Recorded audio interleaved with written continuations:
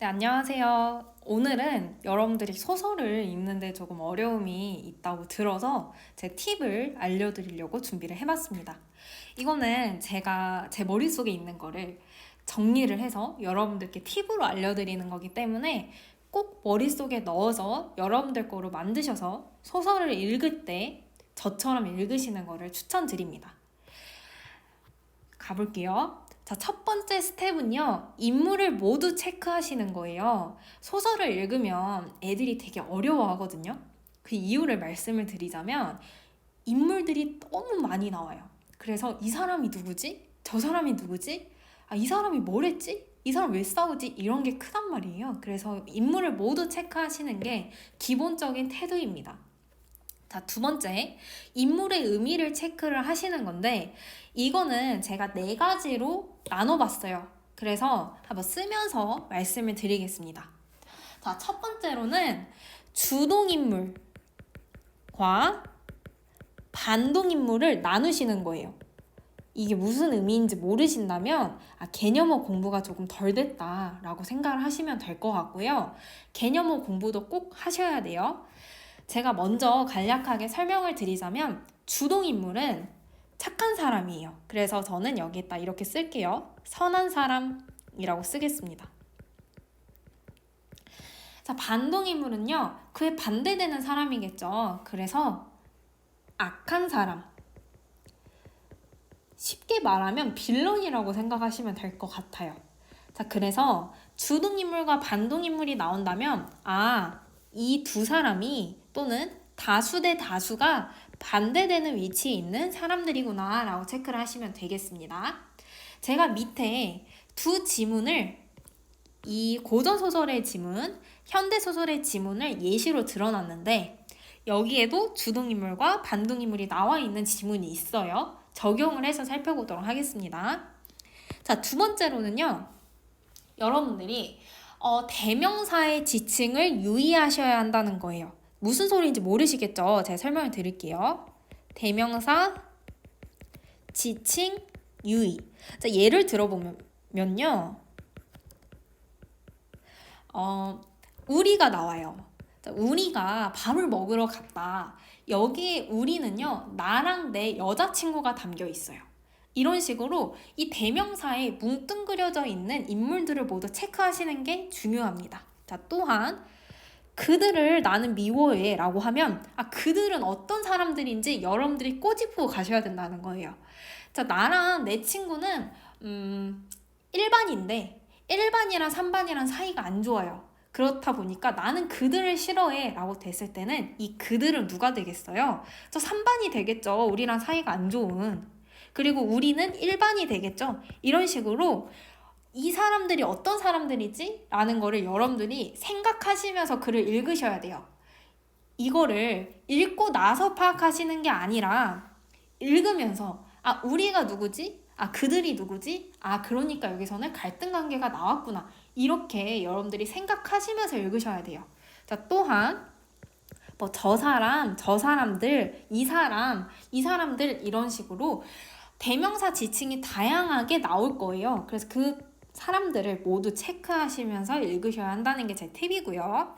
자, 세 번째는 갈등 관계의 양상을 파악하셔야 된다는 거예요. 자, 갈등이 뭐라는 걸 기억이 안 난다. 자, 문학 개념어가 공부가 덜 되신 겁니다. 자, 크게 두 가지 종류로 나눌 수 있는데요. 외적 갈등, 내적 갈등이 나와요. 제가 다음 페이지에서 이 갈등과 관련된 간단한 예시를 설명을 드릴 건데 거기서 또 자세하게 이야기를 해보도록 하겠습니다. 자, 4번은요. 글을 읽고 나서요. 인물들의 관계가 여러분들의 머릿속에 정립이 되어 있으셔야 돼요. 이것도 읽고 나면 바로 작성하실 수 있어야 돼요. 다시 읽고 나서 또 다시 돌아가서 또 읽고 또 와서 또 읽고 또 다시 앞으로 넘기고 이거는 제대로 읽은 게 아니죠. 그래서 여러분들이 한 번 읽고 제대로 쓰실 수 있도록 독해력을 연습을 하시면 좋을 것 같습니다. 그래서 네 번째는 파이널이라고 보시면 돼요. 인물 관계도까지 한번 연습을 해보자. 우리는 지금 그 문학의 독해도를 높이고 있는 과정이니까 라고 생각하시면 되겠고요. 자, 제가 이 말씀드린 5가지 팁을 적용을 해서 글을 읽어볼 건데요. 여러분들이 현대소설과 고전소설 중에 더 어려워하시는 게 고전소설이에요. 왜냐면 인물도 많고요. 대명사, 제가 이번에 설명드린 이 대명사 관계가 좀 복잡해요. 그리고 역할도 많고요. 이 관계가 조금 더 복잡하거든요. 그래서 여러분들이 많이 어려워하시는데 이 팁들을 계속 기억하시면서 읽으시면 조금 더 편하실 거예요. 이 예시는 제가 만든 거예요. 그래서 어디에 나와 있진 않지만 여러분들도 모의고사를 풀거나 자습서 문제를 풀거나 아니면 책을 읽거나 하면 느끼실 거라고 생각하기 때문에 이번 예시는 조금 쉬우면서도 직관적일 수 있는 예시를 제가 가져왔습니다. 한번 읽어볼게요. 아씨는 혼인을 했다. 자, 첫 번째 문장 읽고 제가 아씨 동그라미 쳤죠. 여러분들도 이렇게 동그라미 치시는 거예요. 윤서저의 부인이 된 그녀는 여기서 끊어볼게요. 자, 윤서저라는 인물 나왔죠. 체크하시고요. 윤서저의 부인도 이렇게 체크하세요. 자, 부인만 체크하실 수도 있지만 일단 제가 설명을 할 때는 윤서저의 부인이다 라고 체크를 할게요. 자, 그리고 나서 그녀 나왔죠? 체크하시고요. 그녀 누구예요? 아, 여기서 위에 나왔던 2번의 개념이 적용이 되네요. 대명사 나왔죠? 아, 그녀는 아까 앞에 나왔던 아씨다. 그녀는 아들 2명을 낳았대요. 아들 2명에 또 체크하시는 거예요. 자, 읽으면서 이건 바로바로 하시는 겁니다. 김대감의 맏며느리인 그녀는 그녀 누구예요? 아시죠? 아들을 낳았다는 이유로 예쁨을 받았다. 심지어 첫째 아들 윤지우는 관직에 올라서 어머니의 자랑이 되었다. 자, 지금 인물이요 엄청 많이 나왔는데요. 여러분들이 느끼셨을지 모르겠지만 실상 그렇게 인물이 많지는 않아요. 근데 많은 것처럼 느껴지는 이유가 아시지, 윤서저의 부인, 그녀, 어머니 이런 식으로 같은 인물을 다른 말로 표현을 계속 했기 때문이거든요. 근데 고전소설은 그걸 꼭 파악을 하셔야 돼요. 그래서 제가 인물 지칭 변화라는 칸을 만들어 놨어요. 한번 같이 채워볼게요. 자, 제일 첫 문장에서 누가 나왔냐면 아씨가 나와요. 그 다음 문장에서 윤서저의 부인이 된 그녀면, 자, 여기 누구랑 같은 말이에요? 윤서저의 부인이랑 같은 말이죠. 그리고 나서요, 또 그녀랑 같은 말이죠. 그리고 아들 2명을 낳았다라고 하면 그녀는 누구예요? 아들 2명의 어머니죠. 그리고요, 그 다음 문장에 뭐라고 나오죠? 김대감의 맏며느리인 그녀는 이라고 나오죠. 여기에 수식 관계죠? 김대감의 맏며느리인 그녀, 화살표 관계입니다. 그렇기 때문에 그녀는 김대감의 맏며느리이구나 체크하시는 겁니다. 자, 그리고 나서요, 마지막 문장 가볼게요. 심지어 첫째 아들 윤지우는 관직에 올라서 어머니의 자랑이 되었다. 또 말 한번 바꿔볼까요? 이 그녀는, 아씨는 아들 2명의 어머니였는데요. 맏아들의 이름이 뭐래요? 윤지훈이래요. 그러면 첫째 아들, 맏아들이라고 해도 될 것 같습니다. 맏아들 윤지훈의 어머니다. 보이시죠? 이 문장만 해도 이 아씨를 표현하는 말이 정말 많아요. 근데 여러분들이 그냥 읽으신단 말이에요. 아씨는 혼인을 했다. 윤서저의 부인이 된 그녀는 아들 2명을 낳았다. 이렇게 정보를 쓰러하면서 읽으세요. 그러다 보면 여러분의 독해력은 향상이 될 수가 없어요. 제가 강조를 하는 부분이 있는데요.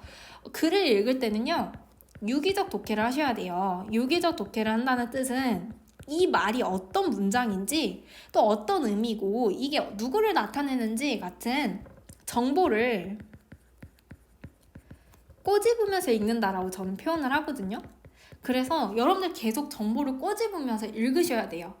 중학생분들이 글을 읽는다고 할지라도 어리긴 하지만 그래도 이 습관이 잡힌 다음에 여러분 고등학교 때 굉장히 공부가 편해집니다. 그래서 꼭 이렇게 하시고요. 인물 지칭 변화를 체크했으니 우리 인물 관계도도 한번 파이널로 체크해 볼게요.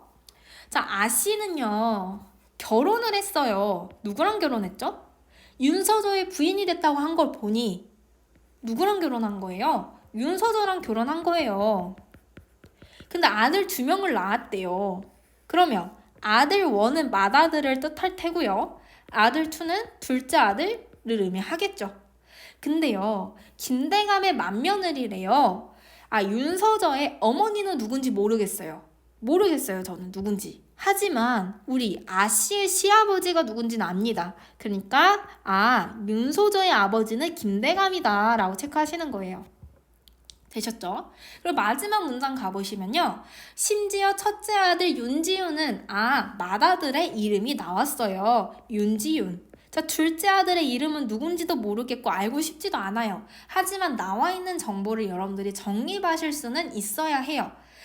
읽고 나서요. 좀 팁으로 또 마지막에 플러스적인 TMI 느낌으로 윤지훈 밑에 관직이 올랐다. 이 정도는 체크하시면 됩니다. 이게 인물관계도 끝이에요. 하지만 이 인물관계도와 인물 지칭 변화에 여러분들이 아셔야 하는 정보가 다 들어가 있기 때문에요. 꼭 이렇게 읽으시면 돼요. 고전소설이 더 복잡하다고 제가 말씀드렸습니다. 자, 그러면요. 다음으로는 우리 현대소설로 한번 가볼게요. 이 지문은요, 제가 만든 게 아니라요, 황망근은 이렇게 말했다라는 굉장히 유명한 소설에서 제가 따와서 조금 문장을 바꾼 겁니다. 또 한번 인물 우리 아까 위에서 했던 것처럼 체크해 볼게요. 우리 동네 이장은 이중적인 인물이다. 제가 정보를 계속 꼬집으면서 읽으라고 말씀드렸는데 이중적인 인물이다? 이거 좋은 의미 같으세요? 나쁜 의미 같으세요? 저라면 이걸 보고 바로 마이너스 체크를 할 것 같아요. 여러분들의 국어 어휘 실력이 지금 어느 정도인지는 제가 모르겠지만 이중적인 인물이다 라고 보면 어떤 의미라고 보면 되냐면 앞에서는 잘하고 뒤에서는 막 그 뒷담화하는 친구들 있죠. 그런 친구들을 우리 이중적이다 라고 표현을 하거든요. 근데 이장도 이중적인 인물이다 라고 하는 걸 보면 좋은 인물은 당연히 아니겠죠. 그러니까 마이너스 체크를 하시는 겁니다. 동네 사람들을 위하는 것 같아 보이지만 겉으로 볼 때는 동네 사람들을 되게 잘해주고 착한 것 같아요. 하지만 자신의 이익, 제가 여기에 추가로 만이라고 체크할게요. 자신의 이익만을 추구한대요. 진짜 나쁜 인물 맞네. 아까 제가 주동인물이랑 반동인물 체크하라고 했는데 이 사람은 빌런 같아 보이지 않아요? 왜냐면 이중적인 인물이라고 했고 동네 사람들을 위하는 것 같지만 자신의 이익만을 추구한다고 했으니까 읽자마자 우리 동네 이장은 반동인물이구나. 반동인물이구나. 우리 동네 이장은 바로 체크 가능하죠? 자, 황만근이라는 새로운 인물이 나왔습니다. 황만근 체크하시고요. 뭐든 다 하는 인물로 자신보다는 타인의 이익을 추종한다. 자, 제가 위에서 체크 안 한 부분이 있는데 어딘지 아시겠어요? 네, 자신이라는 부분도 제가 체크 안 했어요. 여러분, 자신이나 타인 같은 대명사도 체크하셔야 돼요. 근데 제가 아까 여기 위에 2번 팁에서 뭐라고 했죠? 대명사 지칭 유의하라고 말씀드렸죠. 자, 그러면 이 자신의 뭐라고 체크하시면 돼요? 자, 일단 우리 동네 이장은 이중적인 인물이다. 동네 사람들을 위하는 것 같은데 자신의 이익만을 추구한다. 자신은 누구예요? 여기서 우리 동네 이장이죠. 자, 이걸 보고 이거 동네 사람들 아니에요? 라고 하면 굉장히 글을 잘못 읽고 계시는 거예요. 문해력을 키우셔야 돼요. 동네 사람들을 위하는 것 같지만 자신의 이익을 추구한다고 했기 때문에 자신은 이장이 되겠죠. 그러면요, 뒤에서는요, 황만근은 뭐든 다 하는 인물로, 자, 쉼표 같은 것도 잘 체크하세요. 자신보다는 타인의 이익을 추종한다. 자신은요, 황만근이 되겠죠. 자, 그러고 이 타인은 누굴 뜻할까요? 한번 생각을 해보시길 바랍니다. 타인은 누구를 의미할까? 자, 생각을 하셨나요? 이 타인에는요, 이장과 동네 사람들을 뜻합니다. 선생님 왜요? 여기는 누군지 아직 안 나오지 않았어요? 라고 할 수 있겠죠. 하지만 여러분 생각을 해보세요. 이 부분에 지금 나와 있는 인물이 누구인가요? 이장과 동네 사람들과 황망근만 나와 있어요. 근데 이걸 보고 황망근은 자신의 이익보다는 타인의 이익을 추종한다라고 했는데, 타인이 여기 지금 누구밖에 없죠? 이장이랑 동네 사람들밖에 없죠. 이걸 보고 선생님 여기에는 옆 동네 사람들도 될 수 있잖아요 라고 하는 순간 여러분들 가치가 개입된 거기 때문에 그건 독해가 아니에요. 그거는 소설을 여러분들이 직접 쓰시는 거예요. 소설을 읽을 때는 여기에 나와 있는 정보에 입각해서 해석하시는 겁니다. 그렇기 때문에 타인에는 이장과 동네 사람들이다 라고 체크하시면 되고요. 제가 팁으로 조금 문장을 바꿨거든요. 자, 여러분들의 문맥 파악이 되실지는 모르겠지만 되게 유사한 문장이 지금 반복되고 있어요. 동네 사람들 위하는 것 같지만 자신의 이익만을 추구한다. 자신보다는 타인의 이익을 추종한다. 선생님, 추구랑 추종은 단어가 다르잖아요 라고 하실 수 있지만요, 여러분 그런 거에 집착하시면 안 돼요. 의미가 비슷하면요, 구조가 유사하구나 라고 체크하셔야 돼요. 근데 이장은 어땠죠? 자신의 이익만을 추구했죠. 근데 황망근은요, 자신보다는 타인의 이익을 추종하기 때문에요, 황망근은 플러스 인물이고 황망근과 이장은 대비되는 인물이구나 라고 체크하셔야 돼요. 자, 그러면 주동인물은 누구예요? 황망근이죠. 황망근. 이 둘 사이의 관계가 이 지문에서 부각이 될 겁니다. 실제로 이 지문 뒷부분에는요, 동네 사람들도 좀 반동인물이라고 보셔야 하는데, 제가 써드린 이 부분에서만 보면 아직 동네 사람들에 대한 부분이 나와 있지 않기 때문에요. 여러분들이 여기 멋대로 선생님 반동인물에 동네 사람들도 들어가면 안 돼요? 라고 하시면 안 돼요. 지문에 나와 있는 대로만 일단 우리 생각하자고요. 자, 인물관계도 그리기 쉽습니다. 황망근이랑 이장이 대비되는 입장이라고 보시면 돼요. VS보다는 화살표 관계로 제가 체크해 드릴게요. 왜냐면 이 둘의 가치관이 달라요. 다르기 때문에 이렇게 체크하시는 겁니다. 이해가 좀 되셨을까요? 이 지문들을 보고 인물들이 누군지 먼저 빨리 체크하시는 겁니다. 그리고 제가 했던 것처럼 이런 대명사도 놓치지 않으시는 거예요. 자신, 타인 이렇게. 그리고 나서 내용 파악이 됐다면 여기에 담겨있는 의미들을 파악을 하시면서 갈등관계도 파악하시고 최종적으로 인물관계도 체크하시는 거예요. 자, 그럼 마지막으로 제가 갈등의 양상을 조금 설명을 해볼게요. 자, 첫 번째 질문입니다. 나는 올해 진로 갈등으로 괴로워. 그래서 소방관을 할지 경찰관을 할지 난 모르겠어. 여러분, 갈등에는 제가 크게 내적 갈등과 외적 갈등이 있다고 했죠. 이거 무슨 갈등 같으세요? 내적 같으세요? 아니면 외적 같으세요? 네. 나는 진로 갈등으로 괴로워요. 소방관을 할지 경찰관을 할지, 이거는 이 나라는 사람 자체의 내면의 고민이잖아요. 그러니까 내적 갈등입니다. 자, 실제로요, 여러분 체크해 놓으시면, 자, 추가로 알려드리자면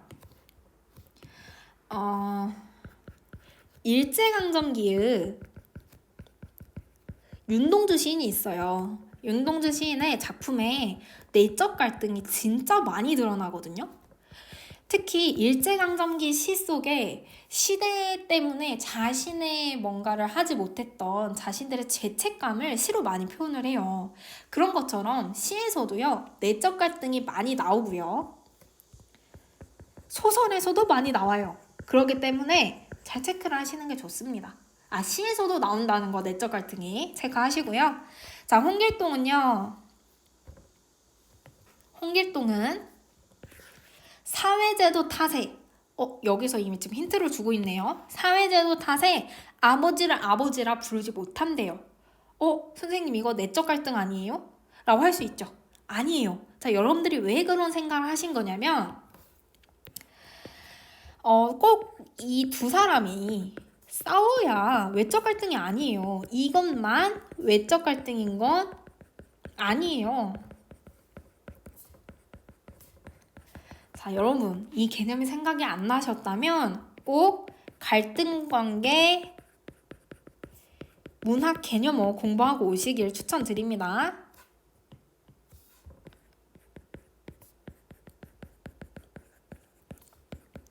자, 제가 말씀드렸죠. 꼭 누구랑 싸우고 꼭 전쟁이 나고 내가 쟤를 미워하고 싫어해야만 갈등인 건 아니에요. 자, 이런 것처럼 홍길동은 지금 누구 때문에 갈등 관계를 겪고 있냐면 사회 제도 탓이에요. 사회 때문에 홍길동은 아버지를 아버지라고 부르지 못하는 상황에 처해 있는 겁니다. 그렇기 때문에요. 이거는 외적 갈등이에요. 왜냐고요? 이거는 다시 한번 말씀드리자면 이 홍길동이라는 인물과 사회가 대립하고 있는 겁니다. 불평등한 사회의 그런 구조가, 조선의 구조가 홍길동을 괴롭히고 있는 거예요. 그렇기 때문에 외적 갈등이라고 보셔야 되거든요. 자, 이렇게 제가 갈등의 양상까지 설명을 드렸는데, 자, 여러분들이 이걸 보시고 이렇게 나도 읽어야겠다 라고 생각을 하시면 훨씬 도움이 많이 되실 거예요. 그래서 이렇게 꼭 읽는 습관을 기르시길 바라겠습니다. 자, 그러면 이만 강의를 마무리해 보도록 할게요.